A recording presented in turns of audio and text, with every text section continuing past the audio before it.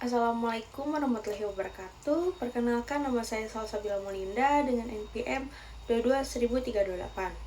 Di sini saya akan mempresentasikan dari hasil penelitian tentang Habib Rizik Syihab. Yang pertama yaitu mengenai identitas.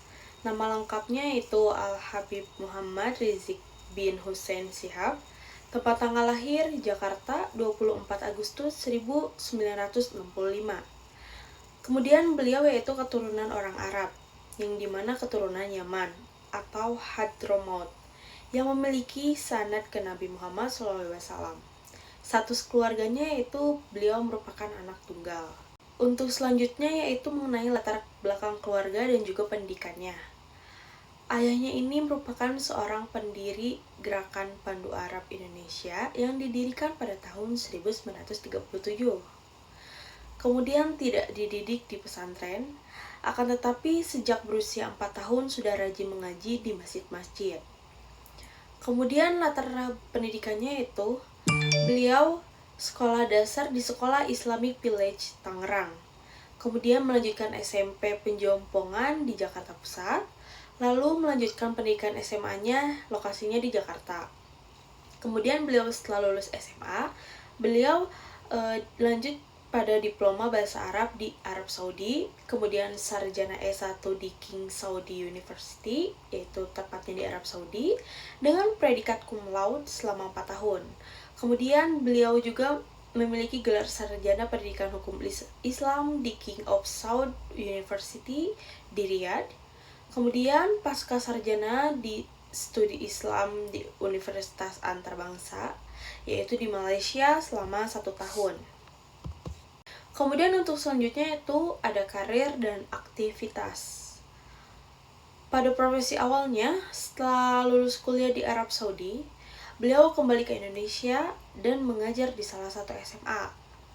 Kemudian beliau juga berdakwah dengan bergabung di sejumlah organisasi. Kemudian pernah menjabat kepala sekolah.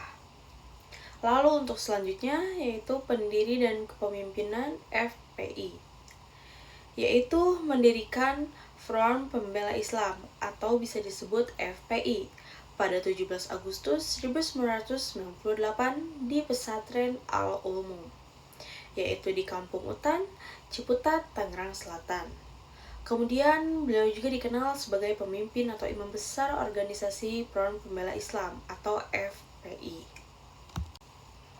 Kemudian untuk selanjutnya yaitu kontroversi dan kasus hukum. Kasus yang pertama yaitu mengenai kasus pengeroyokan Monas pada tahun 2008. FPI ini bentrok dengan Aliansi Kebangsaan untuk Kebebasan Beragama dalam Berkeyakinan atau AKKBB pada tanggal 1 Juni 2008. Kemudian Majelis Hakim memvonis Habib Rizik dengan hukuman 1 tahun 6 bulan penjara dikarenakan terbukti melakukan perbuatan penghasutan. Kemudian untuk kasus yang kedua yaitu kasus penghinaan Pancasila pada tahun 2016. Beliau ini dilaporkan oleh Fatmawati Soekarno Putri pada 27 Oktober 2016 di Barreskrim Polri. Kemudian beliau ini diduga menghina Presiden pertama RI yaitu Insinyur Soekarno dalam ceramahnya. Kemudian untuk kasus yang ketiga yaitu mengenai kasus era pandemi pada tahun 2020 sampai 2021. Beliau ini terjerat dalam 3 kasus. Yang pertama, kerumunan di Petamburan, yang kedua kerumunan di Megamendung, dan yang ketiga yaitu kasus tes swab di RS Umum di Bogor. Di RS Umi. Kemudian beliau ini ditetapkan sebagai tersangka dalam kasus kontroversi tes usap atau swab test di RS Umi di Bogor.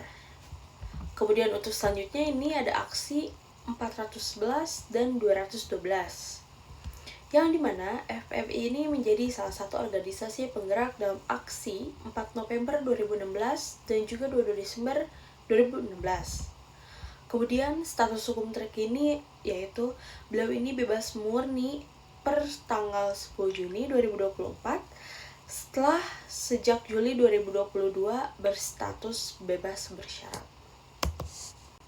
Untuk selanjutnya yaitu perubahan dan perkembangan. Perubahan sikap dan pandangan. Ceramah Habib Rizik Syihab kini dinilai lebih moderat. Kemudian, aktivitas politik terbaru. Beliau ini bertemu dengan Ketua Harian DPP Partai Gerindra, yang dimana Sukmi Dasko Ahmad dan Waketum Gerindra Habibur Rahman pada Sabtu tanggal 3 bulan 8 2024. Kemudian untuk selanjutnya itu terdapat analisis dampak dan pengaruh. Yang pertama yaitu mengenai dampak sosial politik. Beliau ini menjadi public figure kontroversial dalam lanskap politik dan keagamaan Indonesia. Kemudian beliau ini memiliki massa pendukung yang loyal dan terorganisir. Kemudian yang terakhir, pengaruh yang dapat disignifikan dalam isu-isu keagamaan dan politik identitas. Kemudian yang kedua yaitu mengenai dampak organisasi. FPI ini dinyatakan bubar dan dilarang pada akhir tahun 2020. Kemudian transformasi gerakan dari organisasi formal menjadi jaringan informal. Kemudian yang ketiga yaitu terdapat peran dalam dinamika Islam politik Indonesia. Representasi Islam konservatif dalam politik Indonesia. Kemudian pengaruh terhadap diskursus hubungan agama dan juga negara. Kemudian untuk selanjutnya yaitu mengenai kesimpulan. Habib Rizik Syihab merupakan salah satu tokoh ulama dalam aktivis Islam asal Indonesia yang dikenal sebagai pendiri dari Imam Besar Front Pembela Islam atau FPI. Kemudian beliau ini lahir di Jakarta pada 24 Agustus 1965 dari keluarga keturunan Arab Hadrami.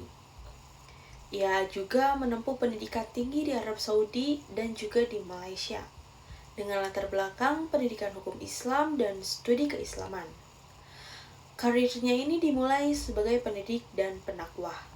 Sebelum mendirikan FPI pada tahun 1998, ia kemudian menjadi figur sentral dalam berbagai aksi massa keagamaan dan politik, termasuk aksi 411 dan 212. Sepanjang perjalanannya, ia terlibat dalam berbagai kontroversi dan kasus hukum, termasuk penghasutan, pelanggaran protokol kesehatan, dan penghinaan terhadap tokoh nasional. Setelah dinyatakan bebas murni pada Juni 2024, ia menunjukkan perubahan sikap yang lebih moderat dalam ceramah-ceramahnya dan mulai menjalin komunikasi dengan partai politik seperti Gerindra, menandai kemungkinan peran politik baru ke depan. Meski FPI dibubarkan pada tahun 2020, namun pengaruh Rizik dalam politik identitas dan Islam konservatif tetap signifikan, terutama melalui jaringan pendukungnya yang loyal. Secara keseluruhan, Habib Rizik Syihab ini merupakan tokoh yang sangat berpengaruh dalam dinamika Islam politik di Indonesia, baik melalui organisasi formal maupun gerakan sosial keagamaan, dengan dampak besar terhadap wacana hubungan antar negara dan negara. Antar agama dan juga negara. Sekian yang dapat saya sampaikan.